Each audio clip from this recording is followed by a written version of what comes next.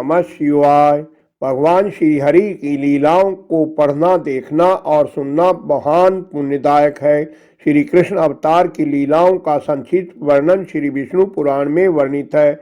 इन कल्याणदायिनी लीलाओं के प्रस्तुतिकरण की 8वीं कड़ी आप देख रहे हैं। राजा कंस की आज्ञा से कृष्ण और बलराम को मथुरा लाने के लिए अक्रूर जी ने गोकुल के लिए प्रस्थान किया। वे मन ही मन बहुत हर्षित हो रहे थे कि आज भगवान विष्णु के अंश अवतार के दर्शन का सौभाग्य मिला है, जिनके स्वरूप को ब्रह्मा, रुद्र, इंद्र आदि भी नहीं जान सकते, आज मेरे नेत्रों का विषय होंगे। श्री पाराशर जी बोले, हे मैत्रेय, भक्ति विनम्रचित अक्रूर जी श्री विष्णु भगवान का चिंतन करते हुए संध्या समय गोकुल पहुँचे। वहां पहुंचने पर उन्होंने श्री कृष्ण को गाय के बछड़ों को दोहन स्थान में बांधते देखा। उनके पीछे उन्होंने नीलांबरधारी बलराम जी को देखा।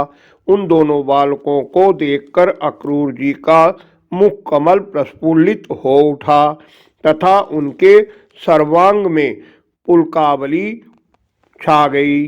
अक्रूर जी विचार करने लगे, विष्णु भगवान मुझे निर्दोष को भी कंस के संसर्ग से दोषी ठहराकर क्या मेरी अवज्ञा कर देंगे?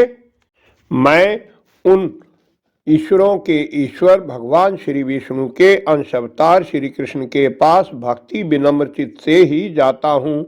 अक्रूर जी ने इस प्रकार चिंतन करते हुए श्री गोविंद के पास पहुंचकर उनके चरणों में सिर झुकाते हुए प्रणाम कर कहा, मैं अक्रूर हूँ।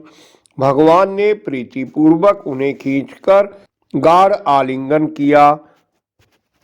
सत्कार और भोजन आदि के बाद अक्रूर जी ने श्री कृष्ण और बलराम जी को दुरात्मा कंस की सारी करतूतें बताते हुए ये भी बताया कि उसने अक्रूर जी को गोकुल क्यों भेजा है। श्री कृष्ण ने उन्हें सांत्वना देते हुए कहा, आप यह रात्रि सुखपूर्वक बिताइए, किसी प्रकार की चिंता न कीजिए। 3 रात्रि के भीतर मैं कंस को और उसके अनुचरों सहित मार डालूंगा। भैया बलराम और मैं कल सुबह ही आपके साथ मथुरा चलेंगे। हमारे साथ ही दूसरे बड़े बूढ़े गोप भी बहुत सा उपहार लेकर जाएंगे। श्री पाराशर जी बोले, तदंतर अक्रूर जी सभी गोपों को कंस की आज्ञा सुना नंद गोप के घर सो गए।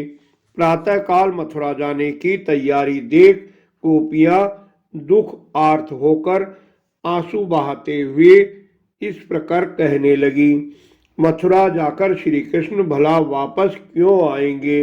देखो देखो, क्रूर एवं निर्दयी अक्रूर जी के बहकावे में आकर श्री कृष्ण रथ पर चढ़कर मथुरा जा रहे हैं।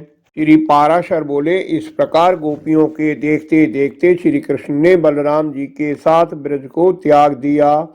मध्याह्न होते होते वे अक्रूर जी के साथ यमुना तट पर आ गए।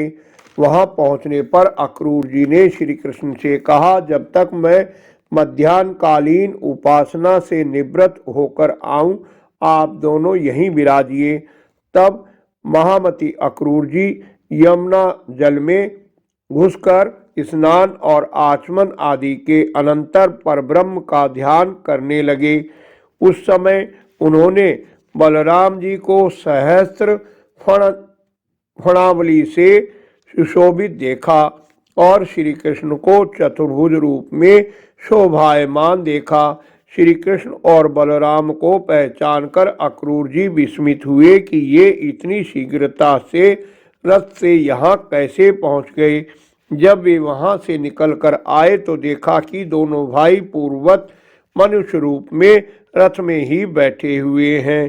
पुनः वे जल में घुसे तो उन्होंने गंधर्व सिद्ध मुनि आदि को भगवान की स्तुति करते देखा। तब तो दानपति अक्रूर जी को वास्तविक रहस्य जानकर उन सर्वविज्ञानमय अच्युत भगवान की स्तुति करने लगे।